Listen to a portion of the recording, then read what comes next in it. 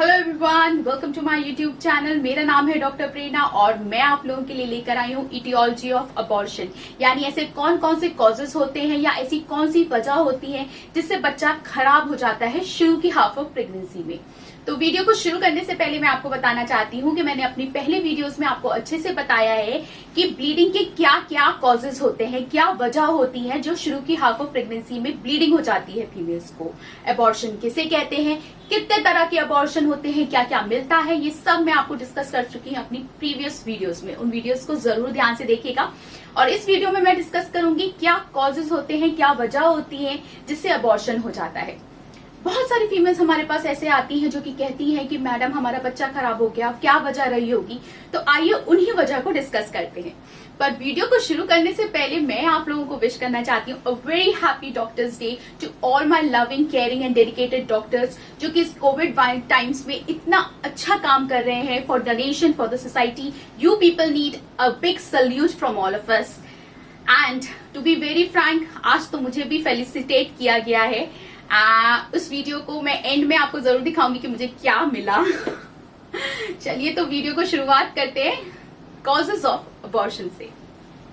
सबसे पहला कॉज होता है फीटल फैक्टर्स। सबसे पहले आपको ये समझना चाहिए जब अबॉर्शन होता है तो सिर्फ माँ ही एक वजह नहीं होती है, बच्चा भी एक वजह होता है जिसकी वजह से अबॉर्शन हो जाता है। बाप जिससे जो है स्पर्म्स मिल रहे होते हैं वो भी रिस्पॉन्सिबल होते हैं, और कुछ ऐसे कॉजेज होते हैं जिसका हमें पता ही नहीं होता कि क्यों अबॉर्शन हो गया। तो आइए एक एक कॉज को डिस्कस करते हैं डिटेल में। सबसे पहले है फीटल फैक्टर्स, यानी बच्चे में ऐसा क्या हो जाता है जिसके लिए अबॉर्शन हो जाता है। यानी फीटल फैक्टर्स मतलब बच्चा जो बन रहा है उसमें क्या होता है, कुछ कुछ बच्चों में बनावटी कमी होती है। मतलब जब वो स्पर्म्स और ओवम आपस में फर्टिलाइज होते हैं, आपस में मिलते हैं, तो एक एम्ब्रियो बनता है, उससे फीटस डेवलप होता है।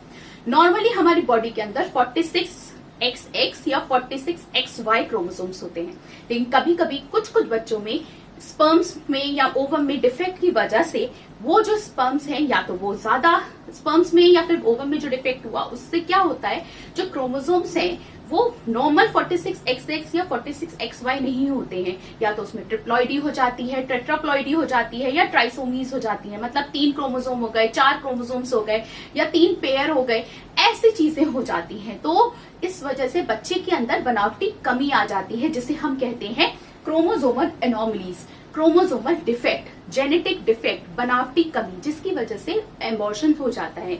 ये इसका मोस्ट कॉमन कॉज होता है ट्राइसोमी 16, जो कि सबसे ज्यादा डेंजरस होता है बच्चे के लिए, इसलिए अबॉर्शन हो जाता है। यूजुअली ये वाले अबॉर्शन फर्स्ट ट्राइमेस्टर में होते हैं, यानी फर्स्ट का मतलब शुरू के हाफ ऑफ प्रेगनेंसी में, यानी 14 वीक्स के अंदर अंदर ये वाले अबॉर्शन होते हैं। और मैक्सिमम कॉज यही होता है अबॉर्शन का, 55% तक देखा गया है कि यही कॉज होता है अबॉर्शन का। दूसरे होते हैं मैटरनल फैक्टर्स, यानी माँ के अंदर ऐसे कौन से कॉज होते हैं जिसकी वजह से अबॉर्शन हो जाता है। तो पहला है एंडोक्राइनल फैक्टर्स, यानी हार्मोनल फैक्टर्स, यानी हार्मोन्स ऐसी होती है जो कि प्रेगनेंसी में रिक्वायर्ड होते हैं प्रेगनेंसी को हमारी कंटिन्यू करने के लिए, यानी 9 महीने तक पहुंचाने के लिए। अगर उन हार्मोन्स में गड़बड़ हो जाए तो प्रेगनेंसी में प्रॉब्लम हो जाती है और बच्चा गिर सकता है। पहला है पीसीओडी, यानी आपने सुना होगा, बहुत कॉमन नाम है, पॉलीसिस्टिक ओवेरियन डिजीज। उसमें जो LH hormone, FSH hormone, testosterone, androgens, इनमें ऊपर नीचे हो जाते हैं। इनको हम डिटेल में डिस्कस करेंगे आगे, जिसकी वजह से प्रेगनेंसी गिर सकती है। दूसरा है luteal phase defect. Luteal phase defect में प्रोजेस्टेरॉन हार्मोन रिक्वायर्ड होता है बॉडी के अंदर प्रेगनेंसी को इम्प्लांटेशन के लिए, प्लेसेंटा बनने के लिए। अगर उसमें ही प्रोजेस्टेरॉन हमें नहीं मिल रहा है कॉर्पस ल्यूटियम से, तो फिर प्रेगनेंसी गिर सकती है। तीसरा है एंड्रोजेंस। जो एंड्रोजन हार्मोन है अगर बॉडी के अंदर बढ़ जाएगा तो भी प्रेगनेंसी गिर सकती है। थायराइड बहुत कॉमन प्रॉब्लम है, जिसमें लोगों को हाइपोथायराइडिज्म होता है या हाइपरथायराइडिज्म होता है, उसमें भी बच्चा गिरने के चांसेस रहते हैं। और डायबिटीज मेलाइटस, यानी शुगर की अगर प्रॉब्लम है, अनकंट्रोल चल रही है, इंसुलिन पे भी उसको कंट्रोल नहीं हो रही है, तो बच्चा गिरने के चांसेस बढ़ जाते हैं और बच्चे के अंदर डिफेक्ट आने के चांसेस भी बढ़ जाते हैं। दूसरा है एज। अगर आप प्रेगनेंसी एक एबनॉर्मल एज पे कर रहे हैं, यानी टीन एज में कर रहे हैं, शुरू में 18 साल से कम उम्र में कर रहे हैं बच्चा, या फिर आप 40 साल से ज्यादा उम्र में कर रहे हैं, तो भी अबॉर्शन का रिस्क बढ़ जाता है। तीसरा है इन्फेक्शन। बहुत सारी फीमेल्स में इन्फेक्शन होता है, वाइट डिस्चार्ज की कंप्लेन होती है, सफेद पानी की शिकायत होती है, जिसे हम कहते हैं chlamydia group of infection, gonorrhoea infection, group B streptococci. ये सब बैक्टीरिया और वायरस के नाम मैं आपको बता रही हूँ। Torch group of infection, HIV, ये सब ऐसे इन्फेक्शन हैं, अगर ये बॉडी के अंदर होंगे तो फिर आपको इन्फेक्शन की वजह से बच्चा गिर सकता है। तो इसलिए कहते हैं कि PID का ट्रीटमेंट देना चाहिए, यानी इन्फेक्शन ट्रीट करना चाहिए फीमेल्स का शुरू में प्रेगनेंसी बनने से पहले, क्योंकि अगर ये इन्फेक्शन रहता है तो बच्चा गिरने के चांस बढ़ जाते हैं। चौथा है इम्यूनोलॉजिकल। शरीर के अंदर फीमेल्स में कुछ ऐसे फैक्टर्स होते हैं, कुछ ऐसी एंटीबॉडीज होते हैं, कुछ ऐसे कीटाणु होते हैं जो कि कोई भी भारी चीज को अंदर आने नहीं देते हैं और उसको मारने की कोशिश करते हैं, जिसे कहते हैं एप्ला सिंड्रोम, यानी anti phospholipid antibody syndrome. That is most common, बहुत देखा जाता है। कनेक्टिव टिश्यू डिसऑर्डर होते हैं जिसे सिस्टमिक ल्यूपस इरिथ्रोमेटोसिस कहते हैं, वो भी बहुत कॉमन है। या कोई हार्ट की बीमारी है, BP बढ़ा हुआ है, किडनीज की कोई प्रॉब्लम है, या शरीर के अंदर कोई ऐसी कमी है, ऐसा प्रॉब्लम है, नॉर्मलिटी है, जिसकी वजह से बच्चा आप कंटिन्यू नहीं करवा सकते हैं, वो भी एक वजह होती है एबॉर्शन की। पांचवा कॉज है एनवायरमेंटल फैक्टर्स, यानी अगर आप, बहुत सारी फीमेल्स होती हैं जो कि क्रोनिक स्मोकर होती हैं, सिगरेट पीती हैं, स्मोकिंग करती हैं, अल्कोहल लेती हैं, या फिर आप कोई एक्सरे एक्सपोजर या CT स्कैन वगैरह करा रहे हैं, या आप कोई ऐसी दवा ले ली है जो कि शुरू की हाफ ऑफ प्रेगनेंसी में नहीं लेनी चाहिए थी, बिना डॉक्टर से पूछे आपने कोई ऐसी दवा ले ली है, या फिर आपने कोई जो है कॉफी ज्यादा अमाउंट में पी ली है, वो भी एक फैक्टर होता है जिसकी वजह से ब्लीडिंग हो सकती है, बच्चा गिर सकता है। छठा कॉज है एनाटॉमिकल कॉजेस। एनाटॉमिकल कॉजेस हम डिटेल में समझते हैं। देखिए ऐसा होता है, कभी कभी कुछ फीमेल्स में एक सर्विक्स होता है, यूट्रस के नीचे सर्विक्स होता है, जो कि यूजुअली बंद होता है अगर आप प्रेगनेंसी हैं, कंसीव की हुई है, जिससे वो बच्चा को नीचे आने में रोकता है। लेकिन कुछ कुछ फीमेल्स में बनावटी कमी शुरू से भी होती है कि वो सर्विक्स जो होता है वो बंद नहीं होता है उसका मुंह, या कुछ कुछ फीमेल्स में रिपीटेडली बर्थ की वजह से, मतलब बहुत ज्यादा प्रेगनेंसी आपकी डिलीवरी हो चुकी है, या कोई ट्रॉमा हुआ है, या फिर आपको कोई चोट लगी है, या रिपीटेड आपको DNCs हुई है, सफाई हुई है, जिसकी वजह से वो जो सर्विक्स है वो बंद नहीं रहती, वो खुली रह जाती है, और आपका बच्चा जो कंसीव करता है जैसे जैसे वो बढ़ता है वो नीचे आता है और निकल जाता है। ये होता है सर्वाइकल इनकॉम्पिटेंस। इसमें बॉक्स इसलिए बनाया गया क्योंकि ये मोस्ट कॉमन कॉज है सेकेंड ट्राइमेस्टर एबॉर्शन का, यानी 14 हफ्ते से 20 हफ्ते तक के बीच के जो एबॉर्शन होते हैं उसका मोस्ट कॉमन कॉज है सर्वाइकल इनकॉम्पिटेंस, जो कि मैंने आपको समझाया है। दूसरे और भी कॉजेज होते हैं, जैसे बच्चेदानी में कमी। बच्चे में बच्चेदानी जो होती है वो नॉर्मल नहीं है, 2 बच्चेदानियां हैं, या बीच में एक सेप्टा है, मतलब एक म्यूकस की लेयर है जो कि यूट्रस को 2 में डिवाइड की हुई है, 2 भागों में की हुई है, या फिर बाइकॉर्नुएट है, यानी शेप ही यूट्रस का नॉर्मल नहीं है, जिसकी वजह से बच्चा ग्रो नहीं कर पा रहा है, वो निकल जा रहा है, इसकी वजह से भी हो सकती है। कुछ कुछ फीमेल्स को रसौली होती है बच्चेदानी के अंदर, उन भी फीमेल्स को हो जाता है, या फिर कुछ कुछ फीमेल्स में बच्चेदानी आपस में चिपकी हुई होती है, जिसे हम एशरमैन सिंड्रोम कहते हैं। जब रिपीटेडली आप जो है सफाई करवाते हैं तो बच्चेदानी की वॉल्स जो होती हैं वो आपस में चिपक जाती हैं और वो बच्चा बड़ा नहीं हो पाता है, उसे भी हम, बहुत सारा कॉज है एशरमैन सिंड्रोम जिसे हम कहते हैं, ये भी एक कॉज होता है एबॉर्शन का।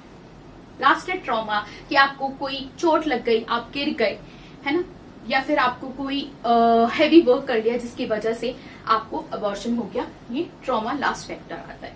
तो इन सब फैक्टर्स में मैं आपको बताना चाहती हूँ जो एंडोक्राइन फैक्टर्स है वो फर्स्ट ट्राइमेस्टर यानी 14 वीक्स तक रिस्पॉन्सिबल है अबॉर्शन कराने के लिए। इन्फेक्शन फर्स्ट और सेकंड दोनों ट्राइमेस्टर के लिए रिस्पॉन्सिबल है। इम्यूनोलॉजिकल फैक्टर्स जो मैंने आपको बताए वो फर्स्ट और सेकंड दोनों ट्राइमेस्टर के लिए रिस्पॉन्सिबल है, और जो एनाटॉमिकल फैक्टर्स यानी जो सर्विक्स और यूट्रस में जो बनावटी कमी मैंने आपको बताई वो सेकेंड ट्राइमेस्टर में रिस्पॉन्सिबल है अबॉर्शन कराने के लिए। तो आपको समझ गए होंगे फर्स्ट ट्राइमेस्टर सेकेंड ट्राइमेस्टर, शुरू की वीडियोस मैंने अच्छे से बताया किसे फर्स्ट ट्राइमेस्टर कहते हैं, किसे सेकेंड ट्राइमेस्टर कहते हैं। डिटेल्स देखने के लिए मेरी शुरू की वीडियोस जरूर देखिएगा। थर्ड है पैटर्नल फैक्टर्स, यानी स्पर्म्स जो पिता से आ रहे हैं बच्चे में, उसमें अगर कोई बनावटी कमी है, क्रोमोसोम डिफेक्ट है, उसकी वजह से भी अबॉर्शन हो जाता है। लास्ट है अनएक्सप्लेन्ड। इतने सारे फैक्टर्स पता होने के बावजूद हम जब वर्कअप करते हैं, फीमेल्स का पूरा चेकअप कराते हैं, सब कुछ कराते हैं, तो पता चलता है कि जो है ये सब कुछ नहीं है, सब नॉर्मल आ रहा है। तो एक होता है अनएक्सप्लेन्ड कॉजेज, जिसकी वजह हम सबको नहीं पता है कि आखिर क्यों हो गया अबॉर्शन जब सब कुछ नॉर्मल था, कोई डिफेक्ट नहीं समझ में आ रहा था, तो उसे कहते हैं अनएक्सप्लेन्ड, जो कि 40 से 60% है। देखिए, हम एक डॉक्टर्स हैं, हम अपनी तरफ से कोशिश करते हैं कि हर तरफ से कि बच्चा बच सके, माँ बच सके। लेकिन एक ताकत होती है जो कि ऊपर वाले की ताकत है, जिसको जीवन देना है वो देता है, जिसको नहीं देना उसको नहीं देता। वही है अनएक्सप्लेन्ड, वही है जिसकी वजह कोई दुनिया में नहीं जान सकता है, जिसकी वजह किसी को नहीं पता होती है। तो आइए, ये फैक्टर्स होते हैं 40 से 60%। ऊपर वाला चाहे तो बहुत कुछ करवा सकता है, इसलिए एक ऊपर की शक्ति पे जरूर भरोसा करना चाहिए। इसी सब चीजों के साथ मैं आज का वीडियो आपके सामने शेयर करती हूँ कि आपको ये वीडियो अच्छा लगा होगा। कोई भी क्वेश्चंस हैं आपके, आप मुझे कमेंट बॉक्स में बता सकते हैं, कमेंट बॉक्स में मुझे पूछ सकते हैं। मेरे पास ईमेल आईडी भी है, उस ईमेल आईडी को मैंने शेयर कर रखा है अपने लिंक पे। आप प्लीज उसमें मुझे पर्सनल मैसेज करके भी मुझे पूछ सकते हैं कि कोई भी परेशानी है तो मैं आपको सॉल्व करने की कोशिश करूंगी। और होप आपकी प्रेगनेंसी बिल्कुल सही रहे, अबॉर्ट ना हो। मेरे ये जो कॉजेस मैंने आपको बताया, आप उस पर ध्यान दें, आप डॉक्टर से पूछें, उनसे कंसल्ट करें, अपने टेस्ट कराएं, जिससे प्रेगनेंसी कंसीव करने से पहले आपकी अगर कोई प्रॉब्लम्स है तो वो सेटल हो पाए, शुगर सेटल हो पाए, थायराइड सेटल हो पाए, बीपी सेटल हो पाए। अगर कोई बनावटी कमी आपके अंदर है तो वो भी सही हो पाए पहले, तो वो चीज आप करवा लीजिएगा। यूट्रस में कोई प्रॉब्लम है तो उसका भी इलाज है, हर चीज का इलाज है, तो वो पहले ट्रीट करिएगा, उसके बाद ही कंसीव करने की कोशिश कीजिएगा। और ऊपर वाले ने चाहा तो सब कुछ सही रहेगा और आप लोग अच्छे से कंसीव कर पाएंगे। होप आपको ये वीडियो अच्छा लगा होगा, और वीडियो अच्छा लगा तो please like, share and subscribe जरूर कीजिएगा। और आप लोगों के सामने एक स्पेशल वीडियो है जो कि मुझे आज फेलिसिटेट किया गया है, उसकी मैं वीडियो आपको शेयर करती हूँ।